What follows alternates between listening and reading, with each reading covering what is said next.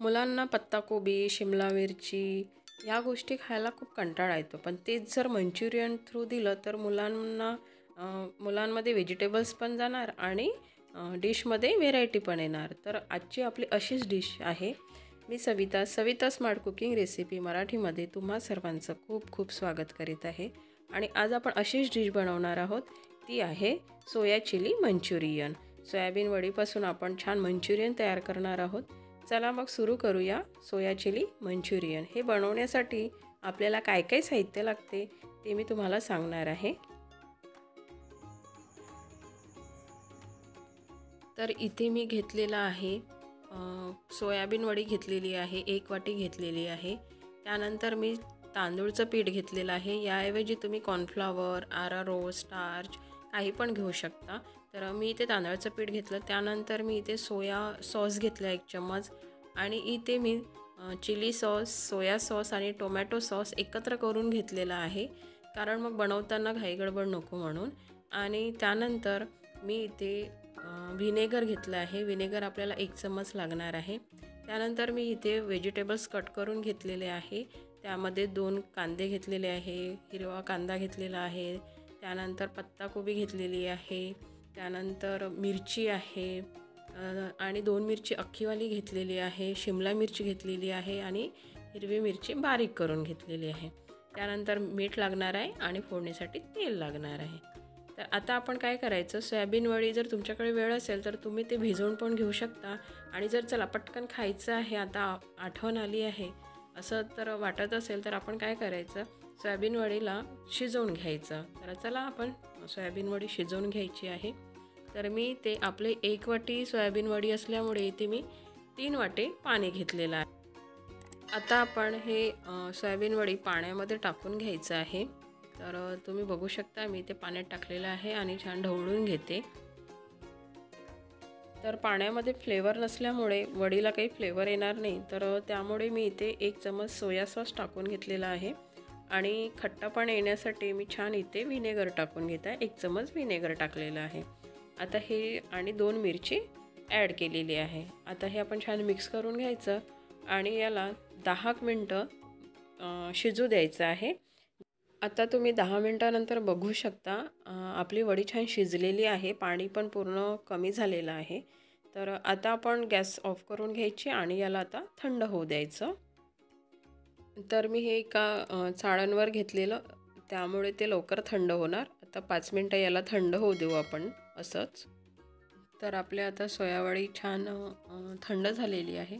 आता आपण काय करायचं, या वडीमध्ये जे आपण तांदळाचं पीठ घेतलेलं होतं ते त्याला लावून घ्यायचं, कारण आपल्याला ते तळून घ्यायचं आहे. तर मी ते थोडंसं फ्लेवरसाठी मीठ वरून टाकत आहे. आणि तांदूळाचं पीठ लागते त्याप्रमाणेच घ्यायचं. तर ते पूर्ण कोटेड होतपर्यंत तांदळाचं पीठ टाकायचं. तर तुम्ही बघू शकता त्याला छान कोटिंग आलेली आहे. आता आपण हे तळून घ्यायचं. तुम्हाला हवं तर हे तुम्ही शॅलो फ्राय पण करू शकता. आता इथे मी गॅस ऑन केली आहे आणि कढईमध्ये तेल टाकून घेतलेलं आहे, कारण आपल्याला वडी तळून घ्यायची आहे. तर तेल आधी छान गरम होऊ देऊ. आपला तेल आता गरम झालेला आहे. आता आपण वडी टाकून घेऊ. तेल छान कडक येऊ द्यायचं, म्हणजे वडी छान कुरकुरीत होते. याला आपल्याला दोन्ही बाजूनी छान शिजवून घ्यायचं आहे, त्यामुळे मी इथे त्याला पलटवून घेत आहे. तुम्ही बघू शकता आपली वडी छान कलर पण आला आहे आणि पूर्ण छान कुरकुरीत पण झाली आहे. तर आता आपण हे काढून घ्यायचं. वडीसोबत तेल येणार नाही यासाठी मी चाळणला 2-3 वेळा टॅप करून घेतलेलं आहे. आणि त्यानंतर प्लेटमध्ये टिश्यू पेपर टाकून घेतलं आणि त्यावर मी वडी काढून घेतलेली आहे. तर तेल पकडून राहणार नाही. अशाच प्रकारे सर्व वड्या तळून घ्यायच्या आहेत.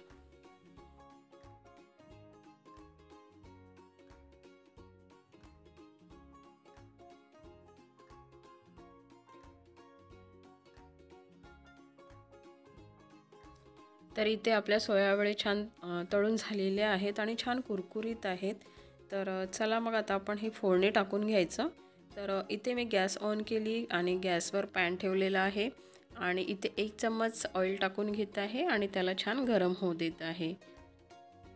आता आपलं ऑइल छान गरम झालेलं आहे, तर इथे मी लसूण आणि अद्रक त्याला छान बारीक बारीक चॉप केलेलं होतं ते मी टाकून घेत आहे. त्यासोबतच मिरची पण टाकून घेत आहे. 5-6 मिरची कट करून घेतलेली होती बारीक बारीक.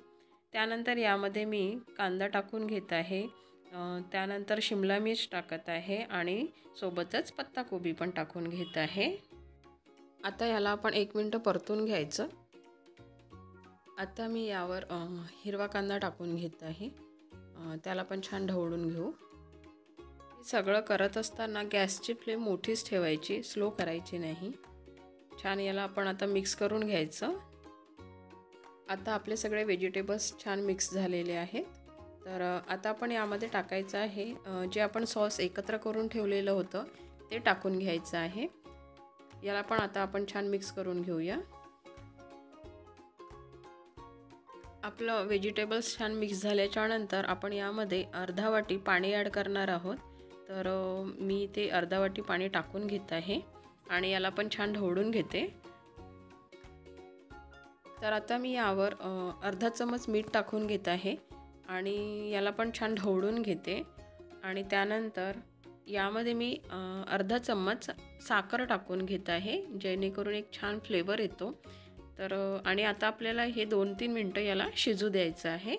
तर तुम्ही बघू शकता 2-3 मिनटानंतर आपलं सॉस छान शिजलेलं आहे, घट्ट आलेलं आहे. कारण मंचुरियनसाठी आपल्याला सॉस घट्ट पाहिजे आणि त्यामुळे आपली वडी सॉफ्ट होणार नाही. तर ते फक्त त्याला कोटेड करणार सॉसने. तर मी ते वडी टाकून घेतलेली आहे आणि आता बघू शकता मी छान ढवळून घेत आहे.